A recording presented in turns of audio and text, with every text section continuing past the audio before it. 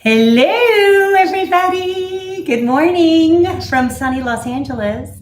Well, it's probably afternoon by now. I hope it's not too late wherever you guys are in the world. Let me just know, can you see me? Is this actually working? Okay. Oh, no, you're out of eggs. Oh, no. Okay.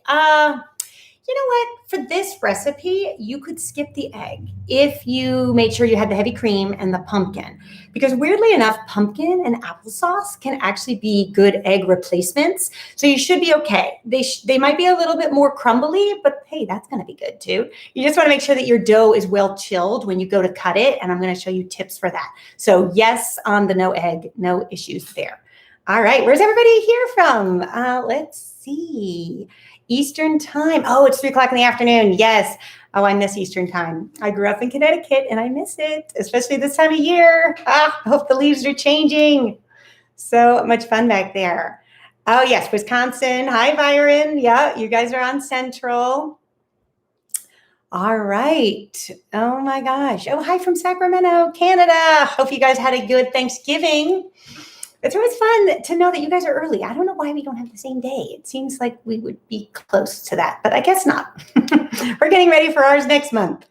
All right, great. Oh my gosh, Cape Town, Portugal. Wow, New Zealand, amazing. Wow. Well, thanks so much for joining me. I'm honored you all showed up. Hey, we are going to be making something so delicious today. You are going to love these. They are pumpkin scones, and I'm going to show you how to glaze them with a delicious chai tea glaze, which if you haven't had chai tea, it's really delicious. It's kind of like a spiced, warming tea.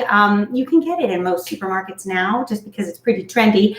If you're not a fan of chai or you don't think you can get it where you live, I'm going to show you some alternatives that are equally delicious. All right. So I'm flying solo here. So I will pop back and forth to the chat to answer questions as we go through. But let me know, is anybody baking with me? Does anybody have all their ingredients out and kind of ready to go? That would be fun. Okay. And if you need the recipe, it's in the description, or you can also head to my website, entertainingwithbeth.com. If you want a printed version, you can do that too. All right, well, let's get started. Here we go. I'm going to just keep these here so I don't lose them. We're going to begin with 2 cups of all-purpose flour in the bowl. It's going to go.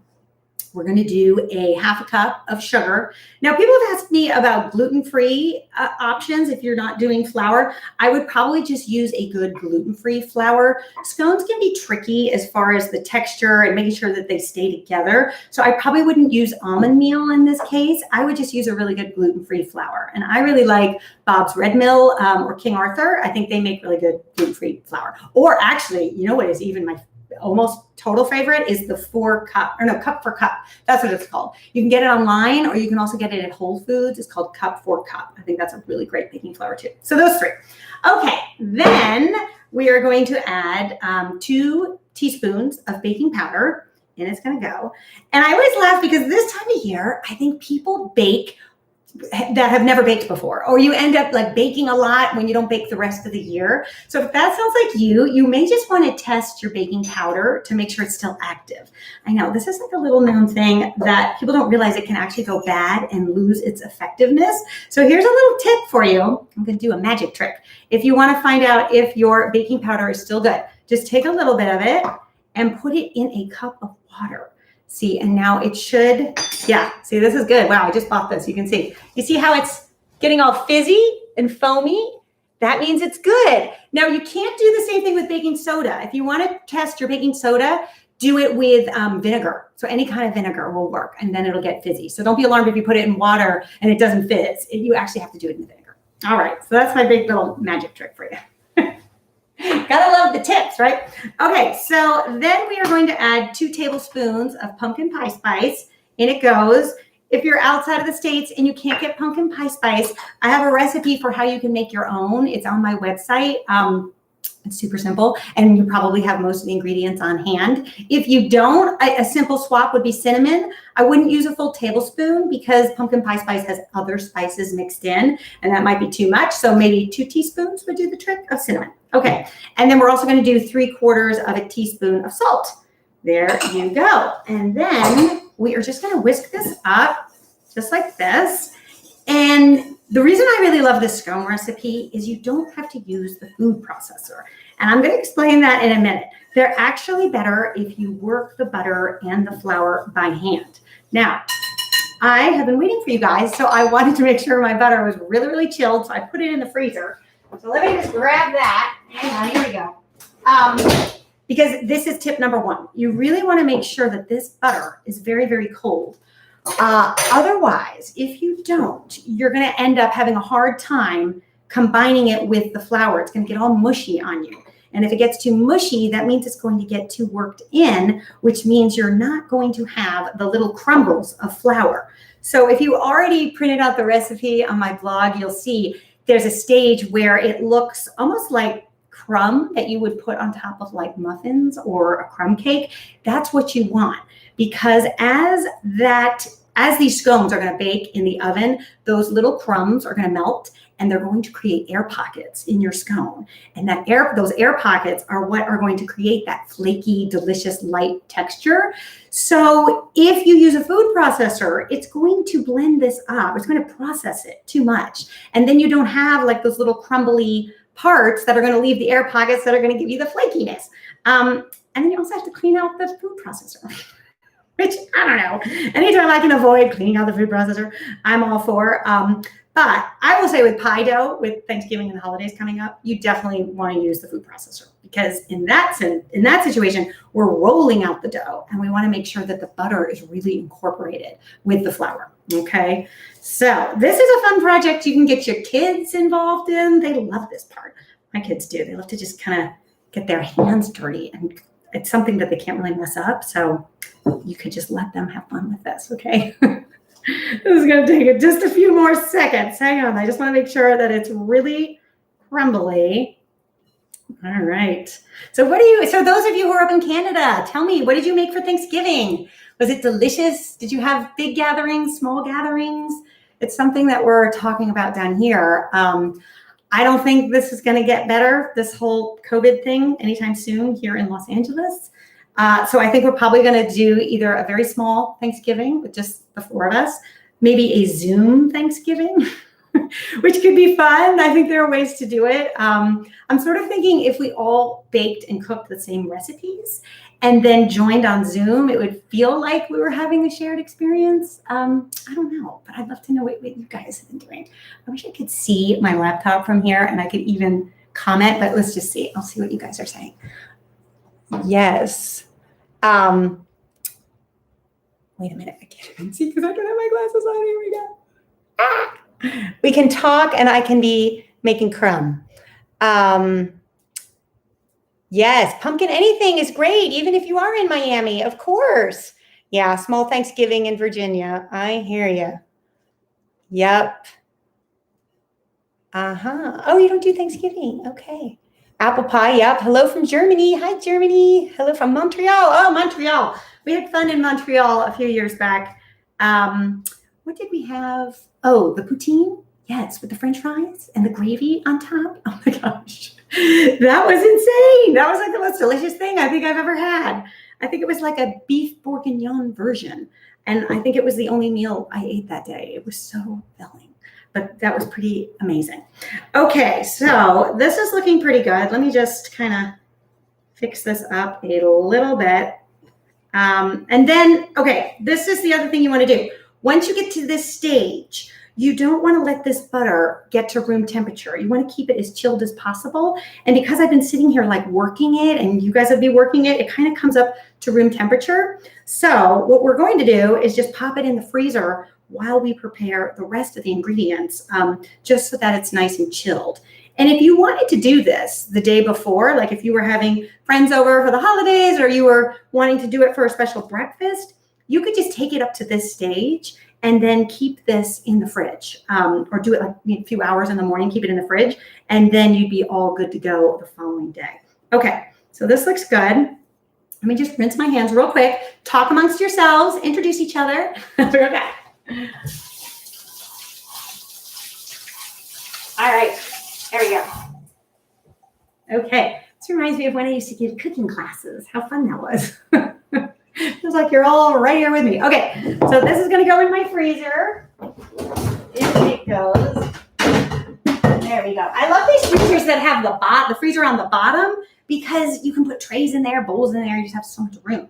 Okay, so while that's happening, we are also going to mix up our wet ingredients. So I have a half cup of heavy cream here. I've got 1 egg that we're going to add to that. And then we're also going to be using some vanilla. So any of you here in the States that shop at Trader Joe's, have you ever tried their vanilla? I think it's the best. I know I'm like a Trader Joe's like fanatic, but their vanilla, and I've tried all the expensive ones, all those, you know, $20 bottles, and you think, oh, it's going to be the best. Nothing beats the little $9 bottle at Trader Joe's. It's so good. Okay, and it's really thick too, so you get like a ton of flavor from it. All right, 2 of those going in. And then at this stage, just give it a whisk, just because you have that egg in there. There we go. That will help. And this is really going to help bind these scones together. I do think you need either the cream or the egg. You can definitely leave the egg out when you've had some egg issues. Or if you're allergic, you can leave the egg out, but you do need the heavy cream. Okay, and then we're going to add our pumpkin puree. So somebody left a comment that was funny up at the beginning. Your pumpkin puree passed the spoon test, which I'm very happy to hear. So that means if you have pumpkin puree, make sure that it passes the spoon test. It should just stand up like that. You don't want a runny pumpkin puree because it's going to have a lot of moisture in it, and that is going to make your dough really hard to work and roll out if it's too wet. And it's hard to also, I think, blot it dry. So it's just best to start with a pumpkin puree that's really concentrated, and you can tell when it's really thick and doesn't have a lot of moisture. So in it goes. There we go. And I think that's it. We got everything. Yeah. See how easy? All right. So we're just going to whisk that up like that. I'm going to come on over and see if anybody has any questions. Let's see. Oh, wait. I'm going to get the glasses on. Yes. Bottom freezers are the best. Hi from Florida. I know. With the whole COVID thing, the COVID thing has really allowed me to learn a lot of new things. I think it's the year of figuring it out.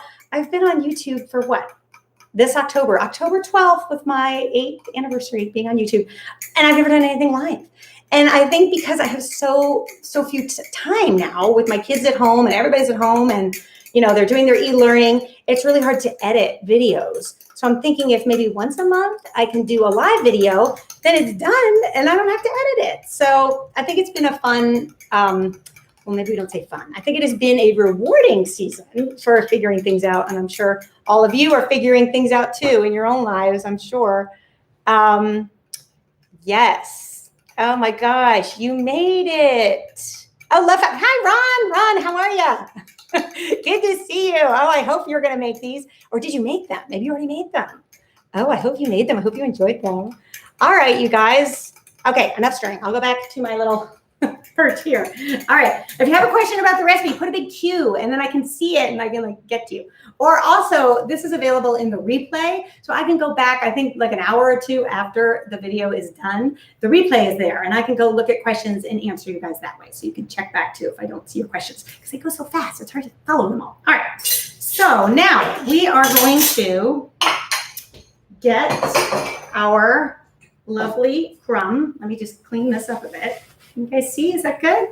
Yeah. Maybe we're going to go down a little bit more like that. Is that better? Yeah, that's better. Okay. So let me get the bowl here. All right. This looks good. I'm going to get my Danish dough whisk, which you guys know I love. You'll see it in action in a minute. It's really great for mixing up scones. We want, oh, one thing to tell you is if you wanted to add something in these scones. So I go back and forth. I have a couple of favorites of things that I like to add. You can certainly keep them plain, and with the chai glaze, they're going to be really flavorful and delicious. But if you wanted to kick it up a few notches, here's what I would recommend. You could use some dried cranberries, which would be really delicious. You could use some chocolate chips, which would be really great. Or you could also do some candied ginger. So sometimes you can get the candied ginger like this, where it's already cut and chopped for you, which is great. Or sometimes you'll see the candied ginger like this, and then you just chop it into small dices, like something like that. Any of these three would be great additions to these scones. or even fresh cranberries if you can get that. I would even maybe add a little orange zest in with the fresh cranberries, toss them with a little bit of sugar since they get a little bit tart. Those would be amazing for Thanksgiving morning. Those would be really good. Okay, so now we are going to add a little well in the center of our scone flour mixture, see, just like that. And then we're going to add our wet ingredients inside. And the reason we do this is because we don't want to overmix our scone dough. Because if we overmix it, then we're going to end up with a tough scone, and we don't want that. We want our nice flaky scone. So the well is going to help with that, and you'll see in a minute. It sort of just distributes the wet ingredients, almost like folding it in with the dry when you have the well. So it sort of is a preventative method that prevents you from overmixing. And this is why I love this Danish dough whisk, because it's the benefit of a whisk, but it doesn't stick. See, so like you see, it doesn't like it just sort of works the flour and the liquid through. And unlike a wooden spoon, it doesn't press that butter down too hard. It kind of keeps the nice crumbles. So that's why I like it. It's in my Amazon shop if you guys want to get one. The link, I think, is in the description here. All right. So this is looking good. So you only want to mix it up until it just comes together, okay? So like we're looking pretty good like this. Here. Let's just see here. There. Can you guys see that? Just like that. That's all you need to do. And now at this stage, we are going to get our flour. A little bit of this. And what I like to do, let's just see. You know what? I better move this or this is going to go crashing down. I can see it all now. Okay, so we're going to get our flour down on our board. Just like this. I'm pretty liberal with the flour just because these scones can be sticky with the pumpkin. So the pumpkin does make them a little bit more sticky than a regular scone. But if you have enough flour, you're good. And then the other thing I do, can you see this, is I am making a little reservoir of flour on the corner of my board. And that is going to help when we go to cut out our scones. You'll see why in a minute. So that's a good thing to get yourself all situated with that. And then we are going to turn this out. Let's see. Really gently. Like I laugh when my daughters like to help make scones and things like that, because I'm always kind of like hovering over them and making sure that they don't press it down too much, because the temptation, especially for kids, anytime you get dough in front of them, they want to knead it and press it almost like it's pizza dough. It's not pizza dough. So this has to be very gentle, like a little baby. I tell them, just baby it. Because we don't want to ruin the texture. Okay, now here come all the scone forming tips. You guys ready? All right, number one, you want to pat it down and create kind of like, as much as you can, a square. And what will help is a rolling pin, but don't overdo it with rolling pin. You just really want to go maybe like 1 or 2 turns. See, we're going to go like one this way, and then we're going to turn it, and we're going to go this way. And basically what we're trying to achieve is we want to get about 1/2 inch thickness around, but we don't want to really roll it out too much. So we want to keep our square. And rolling it out will also help hide any cracks that you might have. There. Okay, now here is the other tip. Get yourself a chef knife. And then in our little flour reservoir here, we're going to add some flour. And this is going to really help form it and tighten up these edges. Because when you have a nice tight square, that's going to help you cut it into nice tight triangles, which is then going to help them all bake at the same rate. And it's also going to make a pretty presentation too. So that's what I really love about the chef knife. Okay, there. I think that looks pretty good, right? I kind of want to get these corners a little bit tighter. You can get really OCD with this process. This really brings out my perfectionist tendencies. And because I'm live, I won't really obsess, but you guys get the idea. You can obsess in your own kitchens, right? All right. Okay, now, once you get to this point, Then we're going to go back in our reservoir of flour, and we want to just cut it in half like this. See, and you can see how sticky that is, you know. Here, see if I can. Yeah, see how sticky that is? And then see, you can also continue to shape as you have cut, and it will just continue to form them. Well, okay, then back in the flour, and then we're going to cut this in half, just like this. And then we're going to do the same exact thing to this side. Now, I really love cutting scones into triangles, and I'll tell you why.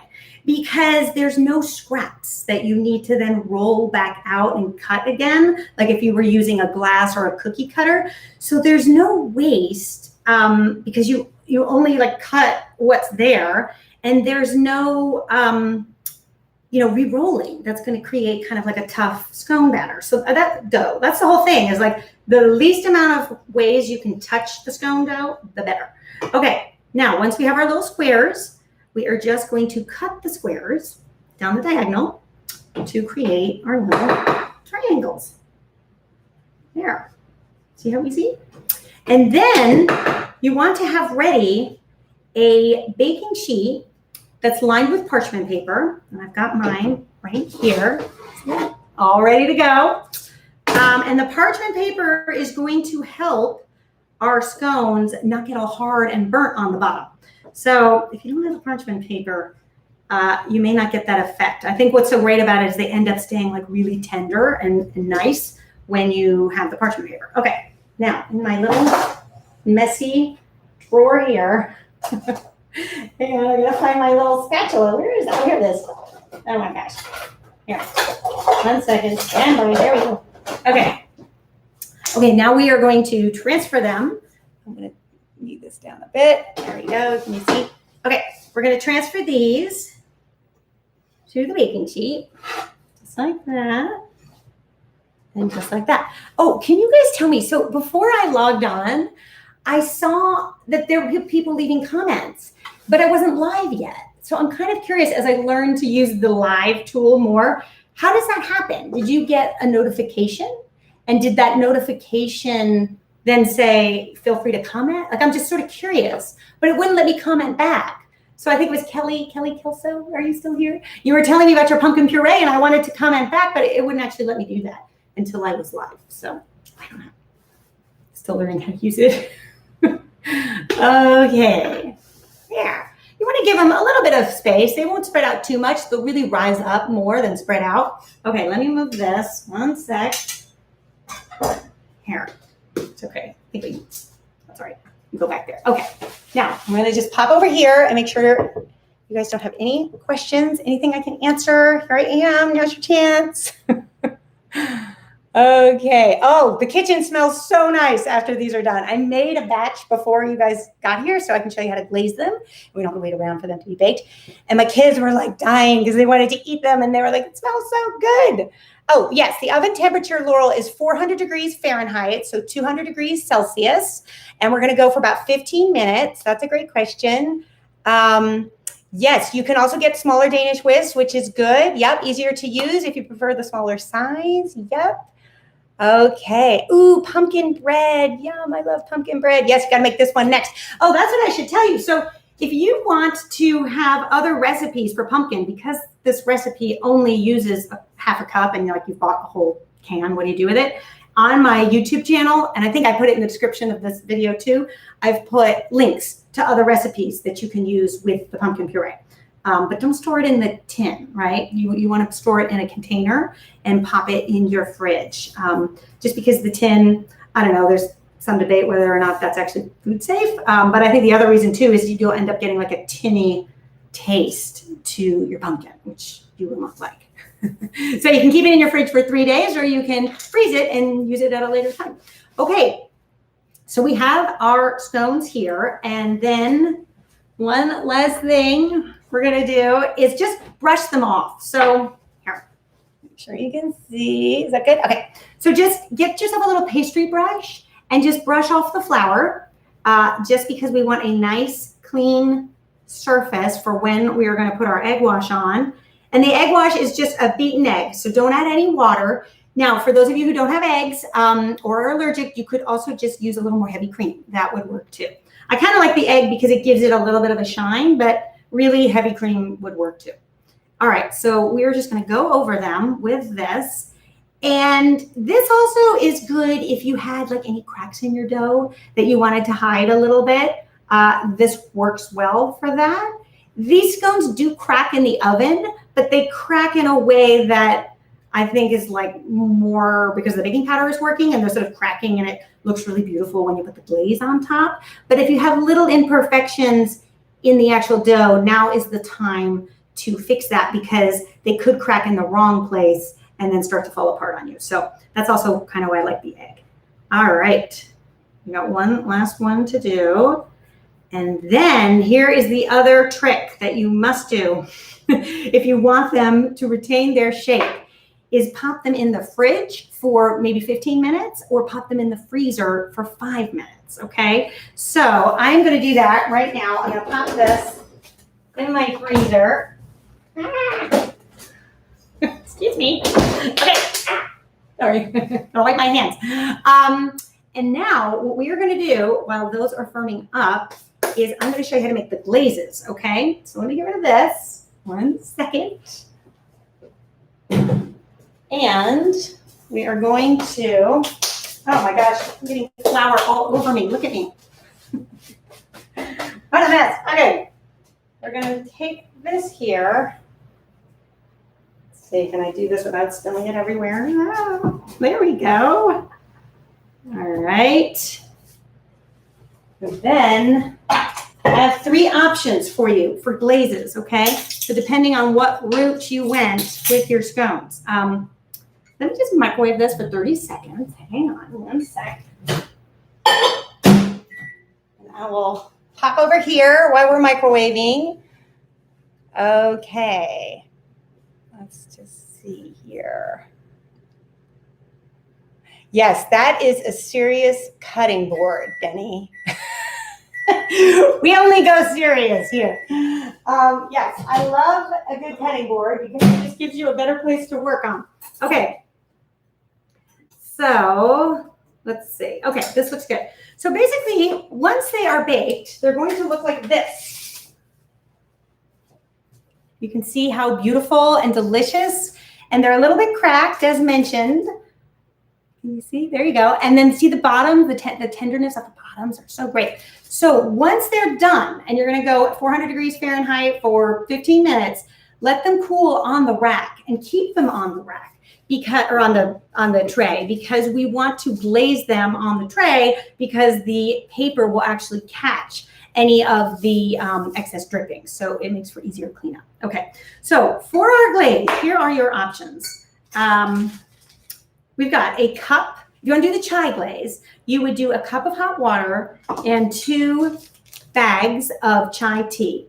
I like 2 because I think you just get a stronger brew, the stronger the tea is. And then you would take half a cup of your powdered sugar, and we're going to add a tablespoon of the tea in the sugar. And really, that's all you need. So I would just keep the tea, and you can drink it iced, or you can drink it with the scones, which would also be delicious. And then just taking a fork, just stir it up. It's just hard to get a tablespoon of tea, you know? So that's why I have to make like the cup. But I don't want to add more than a tablespoon because otherwise it'll be too runny and it won't really stick well. So, okay, that's all you have to do. Like, how easy is that, right? And then I'm going to show you how to glaze it in 1 second. For those of you who don't want to do the chai, I would just recommend a mandarin orange. So you can cut that in half, and then using like a lime squeezer, you can add, or you could just use fresh orange juice too if you didn't actually have a fresh orange. And the funny thing is about these little mandarin oranges is one of them is like exactly a tablespoon. So you don't even have to measure. How about that? All right, there we go. And I would do the orange. I would do the orange with the pumpkin. That would also be really good. Or you could do the orange if you went the cranberry route. That would be delicious. You could even add a little bit of orange zest in here. And look at the pretty orange color. Yeah, isn't that nice? Really pretty orange color. And then if you wanted a little spice, you could add maybe a pinch of cardamom in here would be good too. So that would be the orange glaze. And then if you wanted to make these extra sweet and decadent, you could also use chocolate. So I just took some semi-sweet chocolate chips, put them in this little Pyrex pitcher, and microwaved it for 30-second increments. So probably about 1:30 is what it took, stirring each time. And then you get this delicious chocolate sauce that will harden on the scones after they cool. So you go that route too. That might be good with the chocolate chips. Or if you just wanted to do the chocolate chips and keep them the only chocolate thing, you could just add some powdered sugar on top. That would be good too. Okay, so here we go. The moment we've been waiting for. Let's see. Can you guys get a little bit closer maybe, and we can see the glazing part? Is that better? Okay, so let's do the chocolate first. So working at one end of the scone, you just want to take your fork and just go back and forth. See, I probably need to microwave this again, but you get the picture, right? I'm going to show you too. I'm going to bring it up. Look how pretty that is. Oh, these look so delicious. This would be really great for Halloween if you had to make a treat. I'd make these. Okay. See how delicious? And then if you just left them out, it would harden. If you wanted it to harden quickly, just pop it in the fridge for like, I don't know, 5 minutes and it would be hard. Okay. And then the orange, let's do the orange. Let's do here. You could go back and forth. You could even mix and match if you wanted to. You could add the orange glaze with the chocolate. That could be good. There. I might have added too much orange. That might have been a bigger orange. But then you can see what this looks like. See how delicious?